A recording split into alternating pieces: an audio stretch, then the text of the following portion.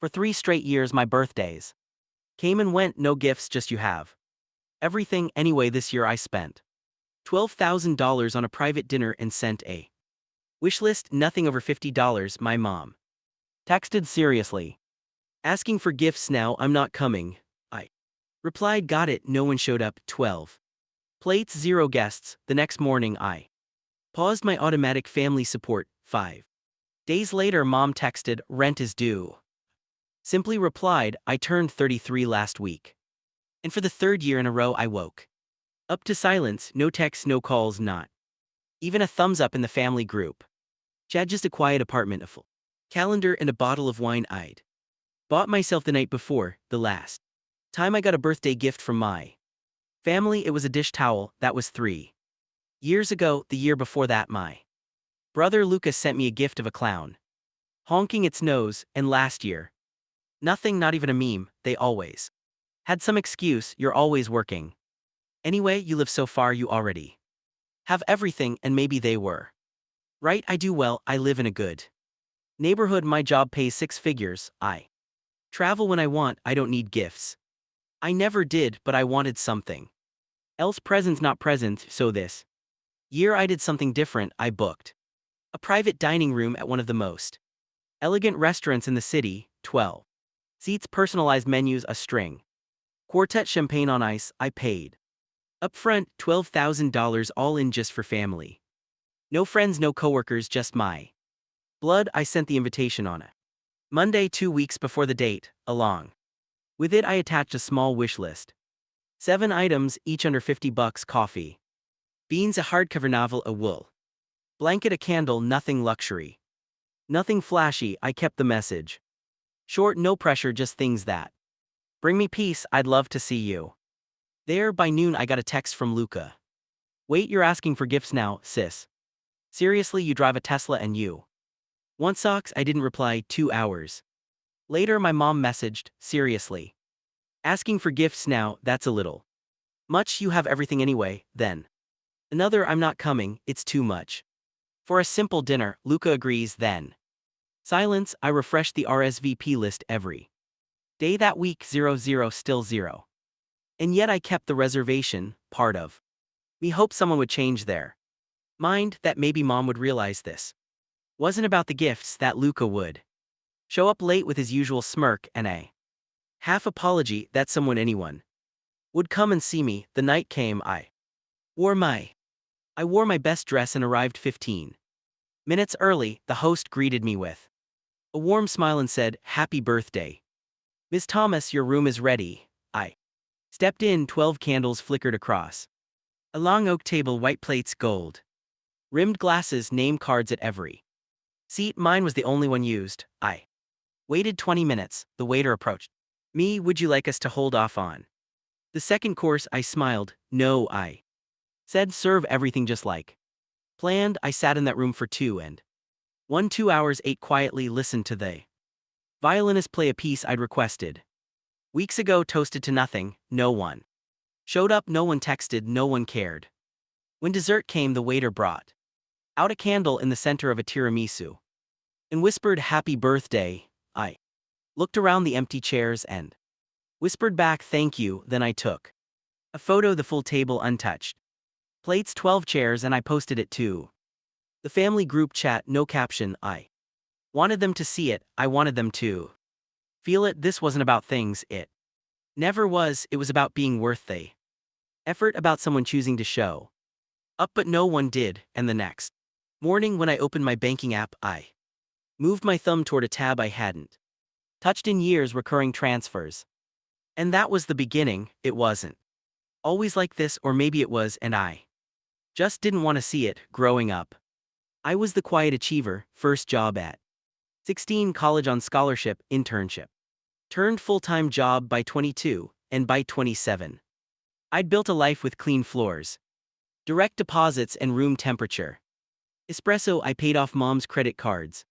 When she forgot about the interest, I covered 3 months of Luca's rent. When he couldn't find freelance work, I replaced the family car without asking for anything in return. I didn't do it for praise, I did it because I could, and because I thought that's what families Did but slowly and then all at once it became expected. You're doing well, Mom. Would say, eyes avoiding mine. Luca. Still finding his footing, I. Once asked, he's 32, he's creative, she. Offered like that was a job title. Luca, my younger brother, the golden boy. Of excuses, he failed upward laughed. Through debt and somehow still got Mom. To call him her heart, he's the sensitive one, she told me once, as if I were made of stone. No matter how many holidays I paid for, how many bills I covered, how many emergencies I plugged. They always saw me as the one who already had enough. But birthdays, that was different. Every year since I turned 30 it was the same, no gift, but we made you a card, didn't know what to get. You already have everything. Luca said we should just do dinner, you can afford your own gifts. I swallowed it. Year after year, cake that tasted like obligation, cards with no signatures, phone calls that lasted 30 seconds, but this year, my 34th, something inside me split. I'd work 12-hour days for months, closed 2 massive deals, and the silence in my apartment had grown heavier, so I decided I would host private dinner, just 12 people, family only. I sent out a clean digital invite. Saturday, 7:00 p.m., private room at a lawn. No RSVP needed, just show up, and because I knew how it would go. Included a wish list, nothing extravagant, nothing over $50. A reusable candle set, a notebook, ceramic mugs, a book I wanted to read, a small art print. It wasn't about the gift, it was about the gesture, about knowing someone had thought of me for more than the invoice I could settle. The next morning I got a reply, not from Luca, not from Dad, from Mom, seriously asking for gifts now. We're not doing that, I'm not coming. The message hit harder than I expected, not because she declined, but because of the tone, cold, final, like I'd crossed some invisible line by asking for what? A $20 notebook. I didn't respond, but a few hours later, I checked the family chat. Luca had posted a meme, when the rich sister demands presents for existing. No one laughed, no one pushed back either. Then came the private message from him, you know we're all tight on money, you throwing a fancy dinner and asking for gifts. Grow up. That night I stood in my kitchen and stared at the wine bottles I'd picked out for the dinner. Spanish reds, aged whites, handwritten tasting notes, and I thought about every single month I'd paid Luca's phone bill, the cable, the groceries, the Uber gift cards I'd emailed Mom just in case. I pulled out my laptop, paused, closed it, then reopened it. This wasn't revenge. This was recalibration. I opened the banking dashboard where all the standing payments lived, small amounts trickling out every week like silent apologies. And one by one I hit pause. Luca's rent support paused, Mom's electric bill paused, the shared Netflix I didn't even use anymore canceled. I wasn't angry, I was just done being someone's emergency fund disguised as a sister. The next morning my phone buzzed. Luca, hey Mom said you're being dramatic. Anyway, rent's due Tuesday. You forgot. I stared at the message for a full minute, then typed, let's talk boundaries, hit send, then finally I breathed through. Days after my birthday, Mom posted a photo. It was Luca's anniversary with his girlfriend, their 1-year milestone, a cake, balloons, dinner at a rooftop restaurant I recognized instantly because I'd taken Mom there for Mother's Day last year. The caption reads, so proud of Luca and Nal, you too deserve the world, always putting others first, putting others first. I stared at the post, then zoomed in. The gift bag on the table had a tag I knew too well, my handwriting. I'd bought that luxury perfume for Mom 2 months earlier, wrapped it, added a tag that said, because you deserve something nice just for you, and now it was sitting beside Luca's girlfriend. I didn't text, I didn't call, but I scrolled, and there it was, Luca's comment under the post, thanks Mom. Also, thanks for covering dessert again. You're the best. The same woman who told me a $35 gift request was childish had apparently dropped money on a dinner for two. That's when it clicked. It was never about money, it was about narrative. Luca had spent years branding me to them and to everyone. She's distant, she thinks she's better than us, she only gives money to feel Superior, and slowly that poison worked. Because when I stopped giving, they stopped showing up. It wasn't punishment, it was disobedience, and now they were circling the wagons, rewriting reality. That same afternoon, I got a text from my aunt. Sweetheart, I heard about the dinner your mom says you uninvited them, that you were mad about not getting presents. I blinked. Uninvited? No, no, no, no. I scrolled up to the original invite, reread it. Clean, polite, no pressure, but the damage was already done. Luca had spun the narrative again. Later that night, I was doing laundry when the phone rang.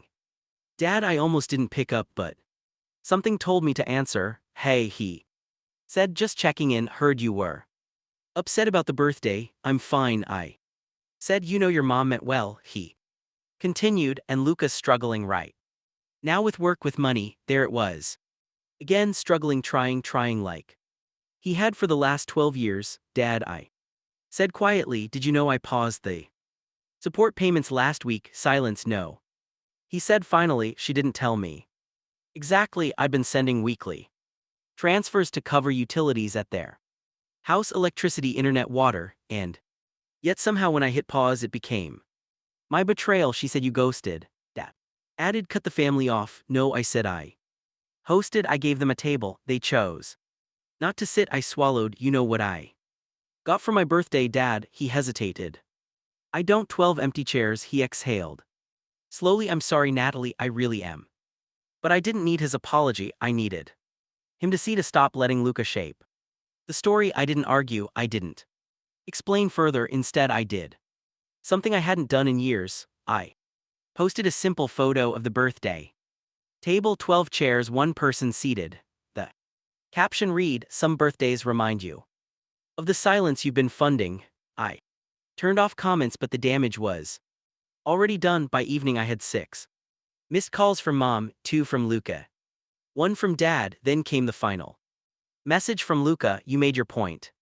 Congrats, now the whole family thinks I'm a leech. And finally a message from Mom, not the usual defensive tone. This one was short, unfamiliar. He's coming home. I didn't understand until the next day. Dad showed up at my office, not in his usual faded jeans and polo. He wore a blazer, a tie. His face was set serious. I filed for separation, he said almost casually, and I've started the process of reclaiming the title on the car. I blinked. Wait, what? He sat down across from me. I never agreed with how things were handled, he said.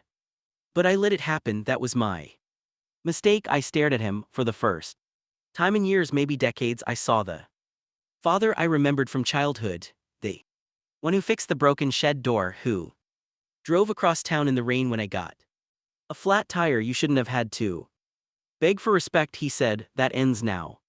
And just like that, the narrative cracked. Luca had spent years rewriting the story, but now the pen was out of his hand and I was holding it. The post stayed up for 8 hours, no edits, no comments allowed, just a silent snapshot of 12 plates, untouched napkins, and a single chair pulled out. Me at first. It was quiet, then my phone lit up like a slot machine. 10 missed calls, then 15, then 23. By midnight 56, I didn't answer a single one. Luca texted at 1:12 a.m. You think you're better than everyone just because you have money. Then at 117, don't play the victim. You did this to yourself. I read it twice and laughed because that was it, wasn't it? Luca couldn't stand that I'd stopped playing along, that I'd stopped funding the version of the family where he was the scrappy underdog and I was the cold, distant sister who only showed up when it made him look good. But I was done being the background donor in someone else's fairy tale. The next day, I walked into work with a clear head. My assistant looked up. Your brother dropped by this morning, she said, lowering her voice. He tried to get into your office, said it was urgent. I froze. What? Security walked him out, she said, but he said you owed him an explanation, something about airing family business online. He was spiraling. He had no control anymore. And for someone like Luca, who built his whole identity on manipulation masked as charm, that was the real threat, not my money, not the dinner. Control. When I got home that night, I checked my mailbox. Inside was an envelope. no name, no return address, just handwritten note on a folded napkin. Hope you're happy you've ruined mom. She's crying every night, you wanted to be alone, congratulations, no signature. But I knew the handwriting, I'd seen it. Unforged report cards in high school. Luca, this wasn't guilt, it was his last move, emotional blackmail, but I didn't flinch. Instead, I opened my laptop and logged into the shared utility accounts I'd been covering for my parents for years: electricity, internet, water, and one by one I transferred financial responsibility back to their rightful owners. Not canceled, not cut off, just returned. Then I drafted an email to Mom. Dear Mom, this isn't punishment. It's a correction. For years I've been helping where help wasn't acknowledged, only expected. You taught me to go without keeping score, but Luca kept the scoreboard anyway. I'm done playing. If and when you want to talk, really talk, I'll be here. Love, your eldest daughter. I pressed send. That night I slept deeper than I had in months. No alarms, no dread, just peace until 8:46 a.m. Urgent payment due, final warning. Property tax. I blinked, that wasn't my house. I clicked the link, it was my parents' house, the one I'd been secretly covering taxes for because mom once said if the house goes, I go with it. But now she was telling my aunt I was heartless, that I walked away over a birthday. So I opened my banking app and paused the quarterly tax draft. No drama, no announcement, just done by noon. My cousin Lucas, closest confidant, texted me, you okay? Heard the family's frozen you out. I typed, deleted, typed again. Now I didn't get frozen out. I walked out. A week passed. Then another, and the silence, not peace. At first, cold, sharp, buzzing under the skin. I'd spent so long acting as life support for a family that never noticed. I was gasping for air. Now with the oxygen shut off, they were starting to choke, and the first signs came quickly. Mom cracked, first, you made your point.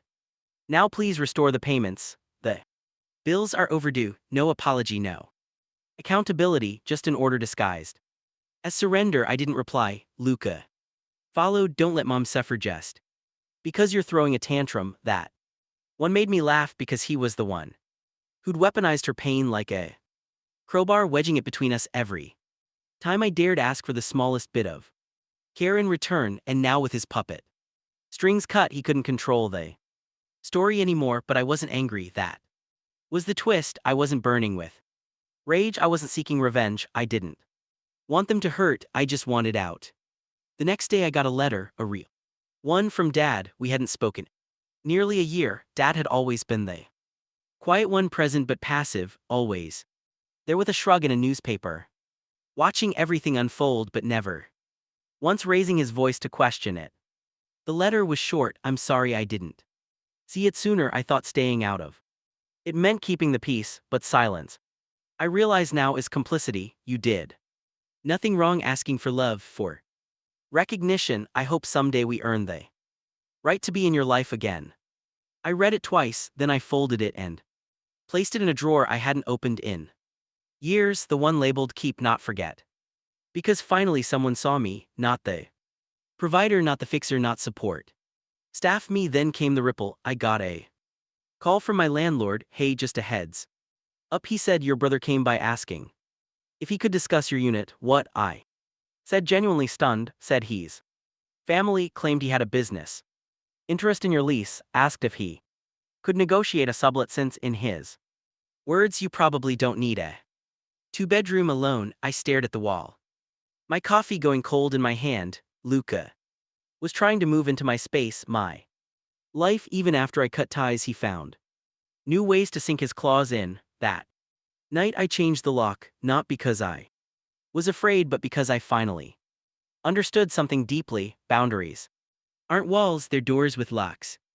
And I choose who gets a key. Then came the final chapter. It was a Saturday morning. I was making breakfast, just eggs and toast, nothing special, when my phone buzzed. 52 new messages, all from the family group chat. I hadn't left it yet. I wasn't sure why. Maybe I wanted to witness the collapse. Maybe I needed proof. I opened it slowly. The messages blurred together. We've been thinking maybe we overreacted. Family isn't perfect. You've changed. Can we come Over, we'll bring a cake, just want to talk. Your birthday's next week, then.